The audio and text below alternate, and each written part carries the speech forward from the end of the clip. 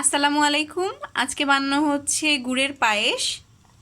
এখানে পোলাও চালটাকে দুধ দিয়ে আরও মশলা টশলা দিয়ে ফুটিয়ে নেওয়া হচ্ছে এবং পরবর্তীতে এখানে চালটা সিদ্ধ হয়ে গেলে ইউজ করা হবে খেজুর গুড়।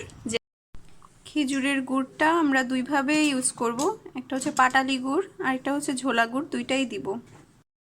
এখানে আমরা ঝোলা গুড় এবং পাটালি গুড় দুইটাই দিয়ে দিচ্ছি। এটা পানি দিয়ে বয়েল করে নিচ্ছি। গুড় একসাথে মিক্স করা হচ্ছে। ইন দ্য মিন টাইম আমরা কিছুটা লবণও দিয়ে দিয়েছিলাম। দুই রকমের গুড় অ্যাড করার পরে কালারটা খুবই সুন্দর আসছে। আর একটু জালটা টেনে আসবে, তখন আমরা নামিয়ে নিব। পায়েসটা হয়ে এসেছে।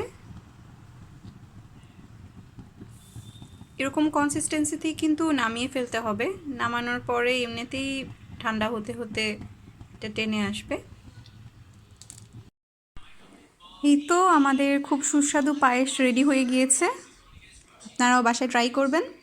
ধন্যবাদ সবাইকে।